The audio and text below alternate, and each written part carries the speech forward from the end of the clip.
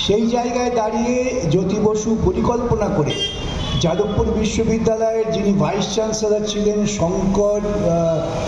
কী নাম ছিল শঙ্কর সেন, যেহেতু তিনি একজন টেকনোলজিস্ট, রাজনীতির সঙ্গে যোগাযোগ ছিল না, তাকে জ্যোতিবাবু অনুরোধ করে বিদ্যুৎ মন্ত্রী করলেন।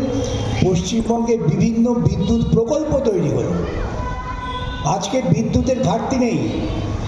দুর্ভাগ্যজনকভাবে লোকে জানে না, প্রচার হয় যে মমতা এসে বিদ্যুতের তৈরি করছে। মমতা আসার পর একটা বিদ্যুৎ কেন্দ্র তৈরি হয়নি, যা বিদ্যুৎ কেন্দ্র তৈরি হয়েছিল জ্যোতিবাবুর আমলে।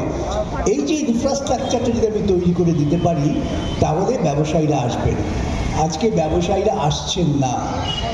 এবং আমি সাম্প্রতিককালে দেখলাম, সত্য মিথ্যা জানি না, যে টাটা গ্রুপ অফ ইন্ডাস্ট্রিজ বলেছেন লেফট ফ্রন্ট এলে পরে আমরা আবার বিনিয়োগ করব।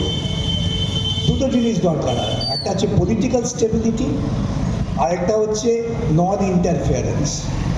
যে আমি কাজ করব, কাজ করার স্বাধীনতাটা আমাকে দিতে হবে এবং নিয়োগটার স্বাধীনতা আমাকে দিতে হবে। আমরা নীতি ঠিক করে দাও, সেই নীতিভিত্তিক নিয়োগ আমরা করব।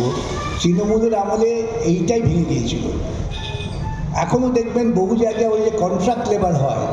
আমি সাম্প্রতিককালে গিয়েছিলাম হলদিয়াতে ডিভিসির ইউনিয়নের সভাপতি হিসেবে, সেখানে দেখেছি কন্ট্রাক্ট লেবার নিয়োগ করা হবে, সেটাও তৃণমূল কংগ্রেসের অনুমোদন সাপেক্ষে। অর্থাৎ তুমি যদি তৃণমূল কংগ্রেসের কাটমানির অংশীদার হও, তুমি কাজ করতে পারবে, এবং কর্তৃপক্ষকে বাধ্য করা হচ্ছে। সেই ডিভিসি কর্তৃপক্ষ বললেন আমার কাছে, স্বীকার করলেন যে আমাদের কিছু করার নেই, উই আর হেল্পলেস, আপনারা যদি পারেন কিছু করুন। এই যে ইনস্টেবিলিটি, পিপুলের সঙ্গে যারা বিনিয়োগ করবেন, ইনভেস্টার, তাদের মধ্যে যে একটা বোঝাপড়া সেতু বন্ধন, সেটাও নষ্ট হয়ে গেছে। তাই দেখবেন যা ছিল তাও চলে যাচ্ছে। সেই জন্যে শিল্প করতে গেলে পর একটা রাজনৈতিক পরিবেশ দরকার। সেই পরিবেশটাকে ফিরিয়ে আনতে পারলেই ঠিক হবে।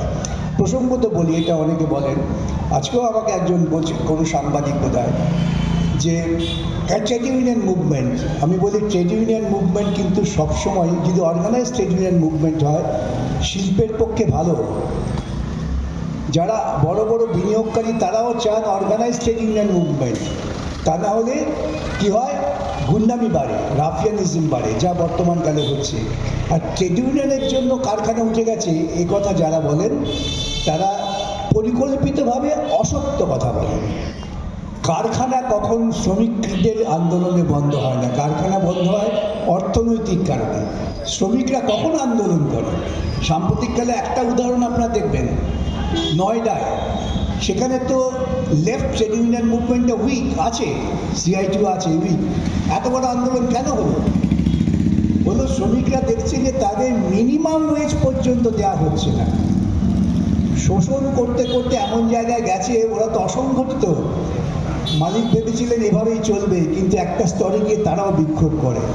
এবং এটা যদি সংগঠিত শক্তি থাকতো, তাহলে বিক্ষোভটা এই পর্যায়ে পৌঁছতো না। তার আগেই কিন্তু পারস্পরিক আলোচনার মধ্য দিয়ে অনেক সুবিধে আদায় করা যেত।